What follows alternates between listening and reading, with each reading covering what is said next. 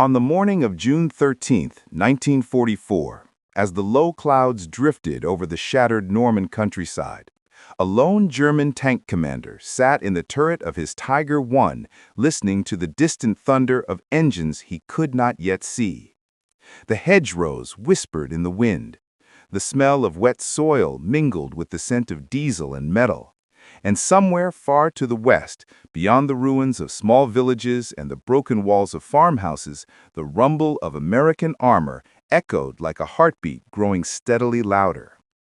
That commander was Obersturmführer Michael Wittmann, one of the most feared tank aces of the Second World War, a man whose reputation had already spread across both friendly and enemy lines. To the Germans, he was a symbol of defiance, skillful, composed, almost impossibly deadly. To the Allies, his name became a whispered warning, a tiger ace who hunted Shermans, a man who could turn a battlefield into a graveyard of burning steel. But to understand how Wittmann became the hunter of Shermans, one must travel back long before that fateful day in Normandy. Born in 1914 in Bavaria, Wittmann was not raised for war. He was the son of a farmer, accustomed to the rhythms of small-town life, quiet mornings, physical labor, and a world where conflict seemed far away. Yet Germany in the 1930s was changing rapidly. The economic hardship of the post-World War I era, political upheaval, and the promises of a new national revival drew countless young men into military service.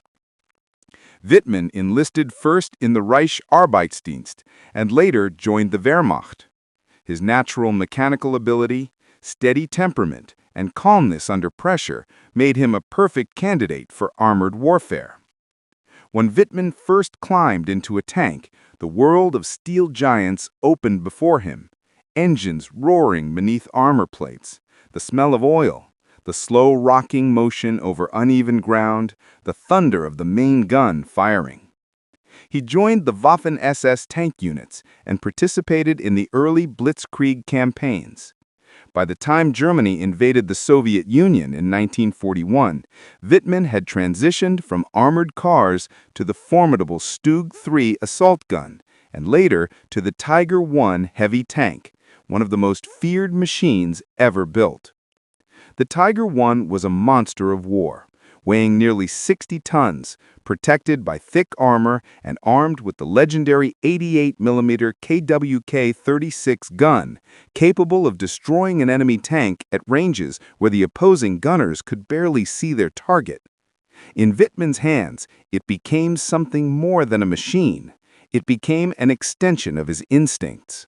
His crew, gunner Bobby Wohl, loader Jörg Huntusch, driver Sepp Wiegand, and radio operator Kurt Suwa trusted him absolutely. They operated like a single organism, each man understanding the other's movements with a precision forged in battle. On the Eastern Front, Wittmann destroyed Soviet T-34s, KV-1s, and countless other vehicles during brutal engagements. For these accomplishments, he was awarded the Knight's Cross and eventually the Oak Leafs. But despite the deadly intensity of the Eastern War, it would be in the West, in the hedgerows and fields of France, where his most famous and dramatic clash would occur, and where he would earn the legend that would echo through military history, the Hunter of Shermans. In June 1944, following the D-Day landings, Allied forces poured into Normandy. The American and British armies brought with them hundreds upon hundreds of M4 Sherman tanks, the workhorse of the Western Allies.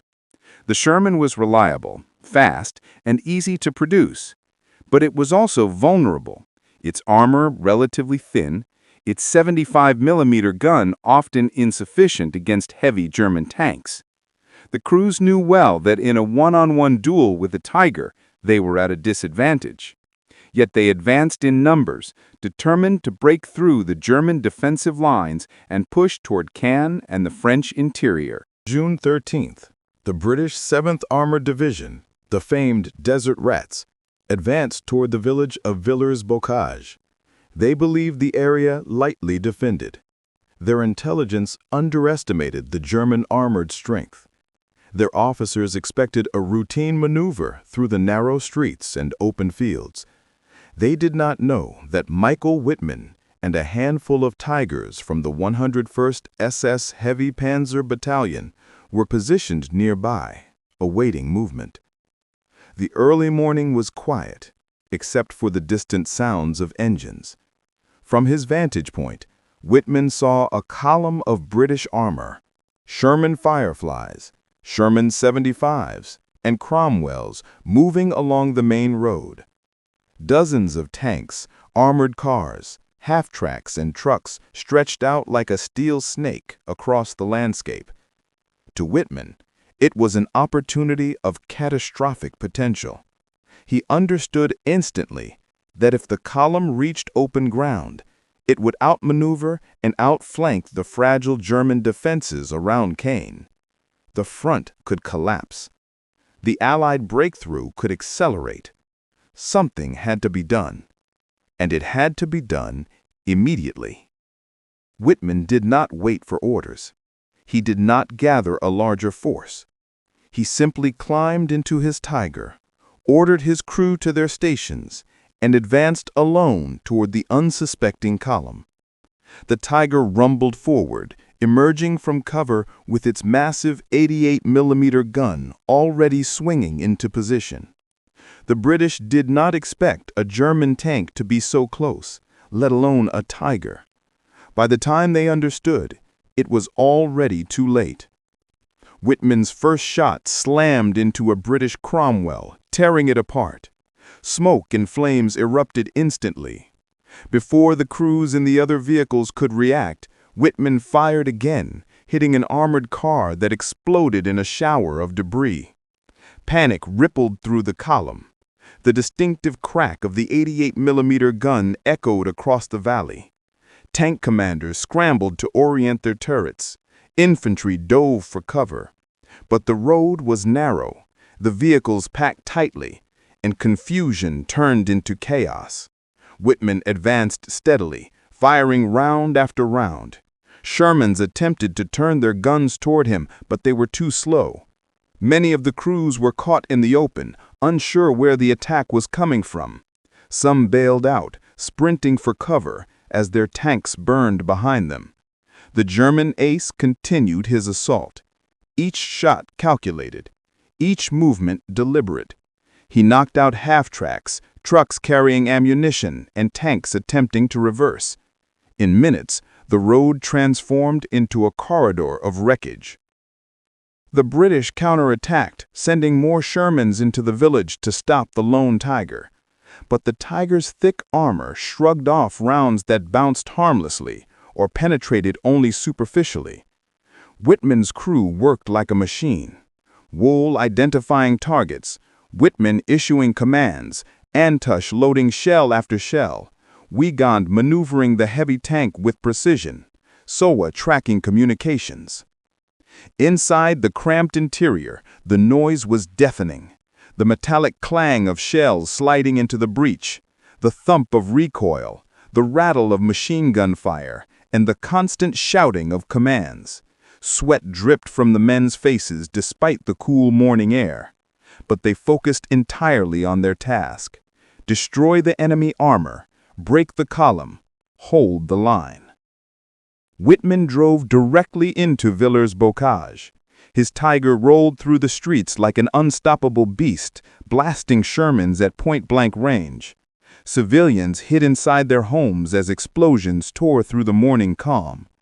British tanks attempted ambushes from side streets, but Wittmann reacted quickly, turning the Tiger's gun and firing before they could position themselves. In one instance, he fired through the front of a building to hit a tank concealed behind it, leaving a gaping hole in the stone wall.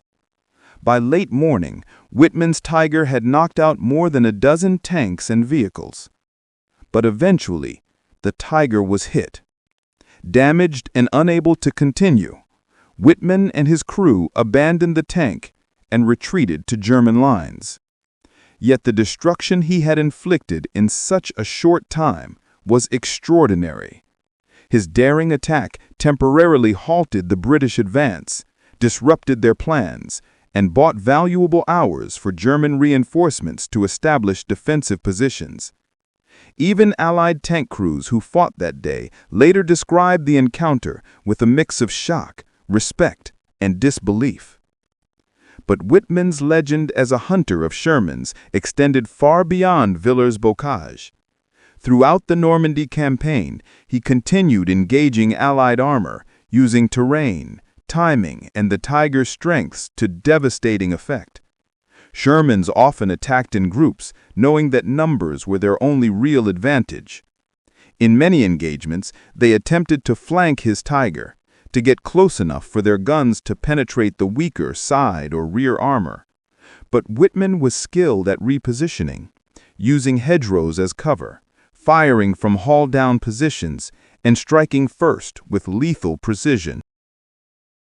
The psychological effect of the Tiger was immense. Sherman crews spoke of the fear of facing the 88mm gun, the flash of its muzzle, the whistling of its shells, and the terrifying sound of rounds ripping through armor.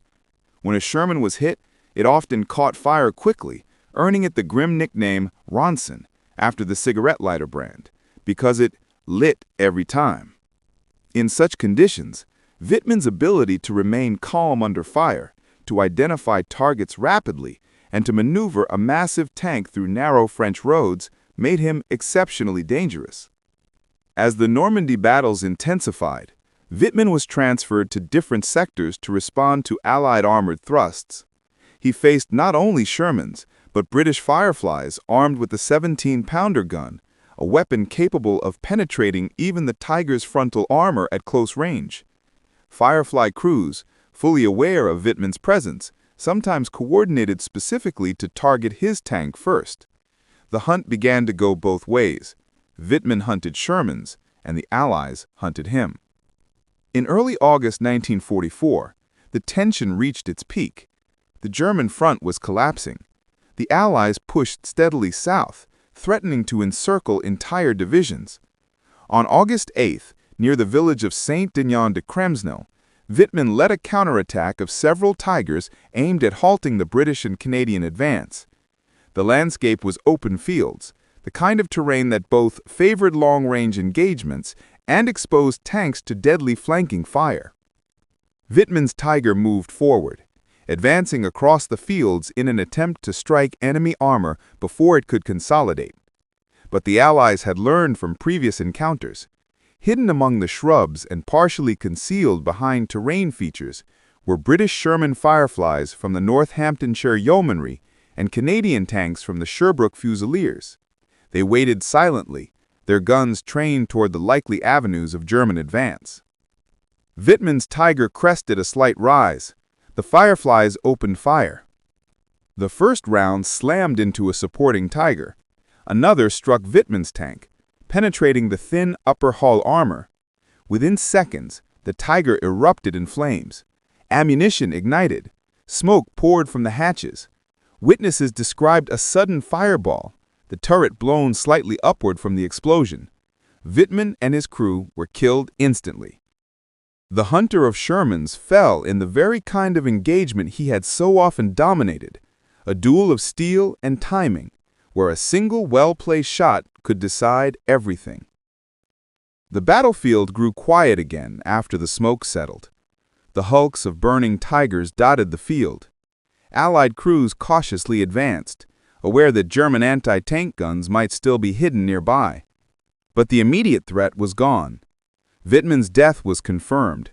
Though at the time rumors circulated wildly, some claimed he had been killed by a rocket plane, others by artillery. But historical research supports that it was most likely a Sherman Firefly that fired the fatal shot. Whitman's body was buried with his crew in an unmarked grave, later discovered decades after the war. His remains were reinterred respectfully in a German war cemetery in La Cambe, Normandy. Yet the story of Michael Whitman did not end with his death. His actions, particularly at Villers-Bocage, entered military legend. Historians studied his tactics, examining how a single tank could shatter an entire armored column. Allied veterans recounted the shock of encountering a Tiger commanded by someone with near-surgical precision. German records documented his confirmed kills. Dozens of tanks, anti-tank guns, and other vehicles destroyed across multiple fronts. Some estimates place his total armored kills between 130 and 140, though numbers vary based on different archives. But beyond the statistics and battlefield reports, what makes Wittmann's story endure is the dramatic intensity of his engagements. He fought in the era when tanks were not simply machines, but symbols of industrial might, of a nation's will, and of the brutal and evolving nature of modern warfare. The Tiger was the embodiment of fear and power, and Wittmann became its most iconic master. His combat style emphasized aggression, calculation, and an intuitive grasp of battlefield geometry. He struck hard, fast, and with overwhelming precision.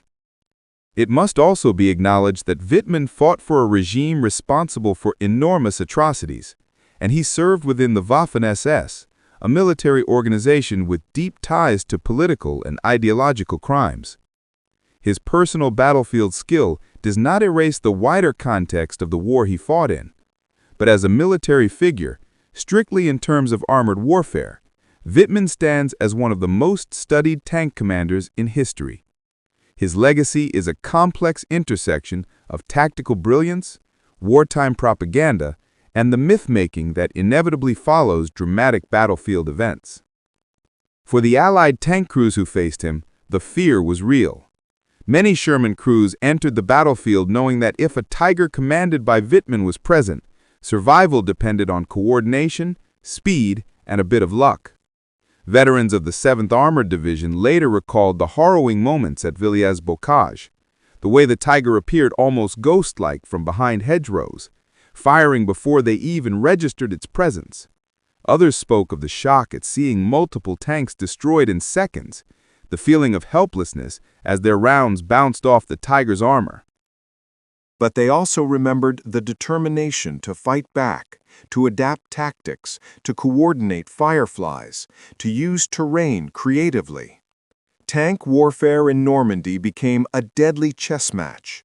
Tigers against Shermans, fireflies stalking their heavier foes. Tank commanders on both sides fighting not just with guns, but with their nerves, instincts, and split-second decisions. When the war ended in 1945, the fields of Normandy became peaceful once again. The burned-out shells of tanks were cleared. Crops grew where battles once raged. Villagers rebuilt their homes. And the stories of the great tank duels were passed down through generations, told by veterans, retold by historians, dramatized in documentaries and films. Michael Wittmann, the German tank ace who hunted Shermans, became one of the most debated and analyzed figures of that era.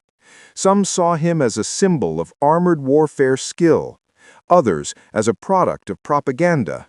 But all agree that his actions, especially at Villers-Bocage, left an indelible mark on the history of mechanized combat. His crew, whose names are often overshadowed, were equally vital to the Tiger's deadly effectiveness. Without Bobby Wool's precise gunnery, without Hantusch's rapid loading, without Wiegand's careful driving, without Soa's coordination, Wittmann could not have achieved what he did. Tank warfare is never the work of one man, even when one name becomes the center of legend. It is a collective effort inside a steel beast where every second counts and every mistake can mean death. The Sherman crews who opposed him fought with equal courage. They ventured into deadly territory, knowing that they might be outgunned but not outnumbered, that their speed and teamwork could compensate for their vulnerabilities. Many gave their lives in those fields and hedgerows, standing their ground against one of the most formidable tank commanders and machines of the war. Today, the landscape where these battles occurred is quiet: green fields, rows of trees, peaceful villages rebuilt from the ashes. But beneath the soil lie the memories of armored titans clashing, of fire and steel, of men enclosed in iron coffins who fought with desperation and resolve. The wind that blows over Normandy carries the echoes of engines and gunfire long past. In the end, the story of the German tank ace who hunted Shermans is not just the story of Michael Wittmann. It is the story of every tank crew, on every side, thrown into the violent crucible of mechanized war. It is the story of courage and fear, of skill and chaos, of the thin lines between hunter and hunted. It is the story of how a man, a crew, and a machine became bound together in the most destructive conflict the world has ever known. And it is the story of how, in the rolling fields of Normandy, during those tense summer weeks of 1944, the clash between Tigers and Shermans shaped the fate of armies, the outcome of battles, and the legends that history would remember.